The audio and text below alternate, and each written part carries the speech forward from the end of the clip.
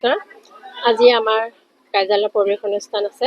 আজি আমি খুব আধ্যাত্মিকভাৱেৰে আমাৰ প্ৰথমেই আমি কাৰ্যালয় প্ৰৱেশ অনুষ্ঠান গায়ন বায়নৰ দলেৰে চিচিবগা মণ্ডলৰ উপসভাপতি ৰঞ্জিত বুঢ়াগোহাঁই ডাঙৰীয়াদেৱে তেখেতৰ নেতৃত্বত প্ৰথমে আমি আৰম্ভণি কৰিলোঁ।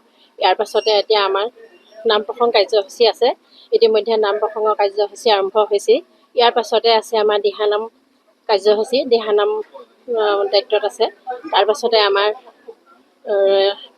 আধ্যাত্মিক দিশৰ ভাৱটোৱে ইতিমধ্যে শেষ হ'ব।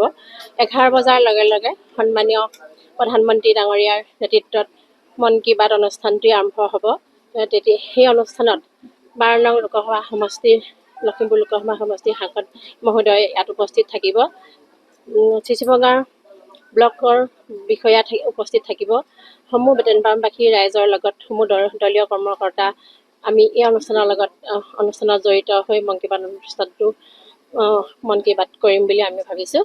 তাৰ পাছতে আমাৰ পঞ্চায়তখিনি কেনেধৰণে চলাই নিয়াৰ পৰিকল্পনা কৰিছে? হয়, আমি পঞ্চায়তখন আমি সকলো দলৰ কৰ্মকৰ্তা একত্ৰিত হৈ আমি লগতে আমাৰ নৱনিৰ্বাচিত সমূহ সদস্যসকল আমাৰ উপসভানেত্ৰী আৰু সমূহ দলীয় কৰ্মকৰ্তাৰ জৰিয়তে আমি খুব শান্তিপূৰ্ণভাৱে আমি এখন সুস্থ নিকা পঞ্চায়ত গঠন কৰিম বুলি ৰাইজক আমি কথা দি আহিছোঁ আৰু সেই কথা আমি প্ৰতিশ্ৰুতি দিছোঁ। আমি এনেধৰণে পঞ্চায়তখন আমি গঠন কৰিবলৈ আমি আজিৰ পৰা দায়িত্বভাৰ লৈছোঁ। সমস্যা বিশেষকৈ পঞ্চায়তৰ কি কি আছে? হয়, আমাৰ বেটেলবামবাসীৰ মাজত বিভিন্ন সমস্যা আগুৰি ধৰিছে। বৰ্তমান আমাৰ যিহেতু ৰাইজৰ কৃষি প্ৰধানৰ ওপৰত বেছি গুৰুত্ব, গাঁৱৰ প্ৰায় সংখ্যক লোক কৃষিৰ ওপৰত নিৰ্ভৰশীল। এতিয়া এই সময়ত বিশেষকৈ সকলোৱে জানিছে ইমান প্ৰকট ৰ'দ, আমাৰ বহুতে নতুনকৈ ৰোৱা গছ আৰম্ভ কৰিব পৰা নাই। আজি অকণমান বতৰ ঠাণ্ডা পৰিছে। আমি এনেকুৱা ধৰণৰ সমস্যাবিলাকত কি ধৰণে সমস্যা আমি সমাধান কৰিব পাৰোঁ, এই ধৰণে আমি ৰাইজৰ আগত অৱগত কৰিম। আমি চৰকাৰৰ জৰিয়তে যোগাযোগ কৰিম। বিভিন্ন ধৰণৰ PMY ঘৰবিলাক কেনেধৰণে আনিব লাগে, ৰাস্তা পদূলি কি ধৰণে কৰিব লাগে, বিভিন্ন ধৰণৰ সমস্যাবিলাক আমি দলৰ বিভিন্ন কৰ্মকৰ্তাসকলৰ জৰিয়তে সন্মানীয় সাংসদ মহোদয়ৰ নেতৃত্বত আমি এই সমস্যাবিলাক সমাধান কৰিবলৈ আমি যত্ন কৰিম। কেনেধৰণৰ নেতৃত্ব আগবঢ়াব? আজি এই অনুষ্ঠানটো আপুনি পিঠা কাটি পাই অনুভৱ কেনেকুৱা আৰু কি ক'ব? প্ৰথমতে বেটেনবামবাসীক আমি ধন্যবাদ জনাইছোঁ, কাৰণ কিয়নো প্ৰথমবাৰৰ বাবে ভাৰতীয় জনতা পাৰ্টীৰ দলক সমৰ্থন দি পঞ্চায়তটো গঠন হৈছে। গতিকে আজি প্ৰথম কাৰ্যসূচী মোকে দায়িত্ব দিলে, গতিকে মই উদ্বোধন কৰিলোঁ।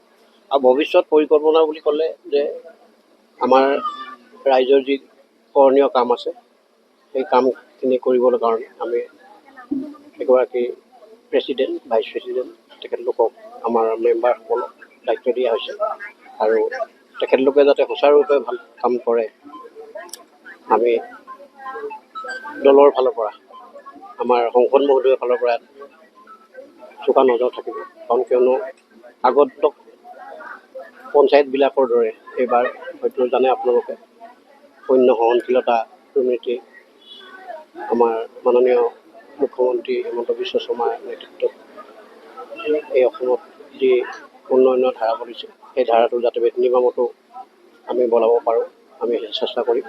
আৰু অসম গভৰ্ণমেণ্টে, ভাৰত গভৰ্ণমেণ্টে লোৱা আঁচনি আমাৰ বেটেনবামবাসী 10টা ৱাৰ্ডে দুখীয়া মানুহে বা আমাৰ ৰাইজে কেনেকৈ পাব পাৰে তাৰ ব্যৱস্থা আমি পঞ্চায়ত বৰ্ডৰ জৰিয়তে, আঞ্চলিক পঞ্চায়তৰ জৰিয়তে, জিলা পৰিষদৰ জৰিয়তে, MLAৰ জৰিয়তে, MPৰ জৰিয়তে আমি যিমানটো পাৰোঁ নিৰাময় কৰিব কাৰণে চেষ্টা কৰোঁ। যিহেতু পূৰ্বতে এইখন পঞ্চায়ত কেইবাবছৰো কংগ্ৰেছৰ শাসনত আছিল, এবাৰ নতুনকৈ বিজেপিৰ দখল আহিছে। ইমান প্ৰত্যাহ্বানৰ মাজত এই দখল কৰিবলৈ আহিছে। চাওক, জনসাধাৰণে বিজেপিৰ পক্ষত আছে। ইয়াতে MLA জিকিছে বিজেপি, MP জিকিছে বিজেপি, জিলা পৰিষদ জিকিছে বিজেপি, কাউন্সিলাৰ। গতিকে কথা হ'ল কিয়, প্ৰত্যাহ্বানটো হ'ল ডেভেলপমেণ্ট, আৰু ডেভেলপমেণ্টৰ খাতিৰতে ৰাইজে ভোট দিছে। আৰু স্বচ্ছ প্ৰশাসন, ইয়াতে আজি DC মহোদয় উপস্থিত থাকিব, ব্লক ডেভেলপমেণ্ট অফিচাৰ উপস্থিত থাকিব আৰু সংসদ মহোদয় উপস্থিত থাকিব।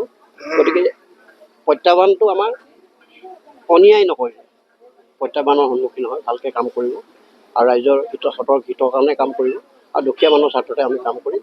আৰু দুখীয়া মানুহৰ লগত আমি বিজেপি দল আছোঁ আৰু দলৰ স্বাৰ্থত আমাৰ যিসকল ৰাইজৰ প্ৰতিনিধি আছে তেখেতলোকক কাম কৰিব বুলি আমি আশাবাদী।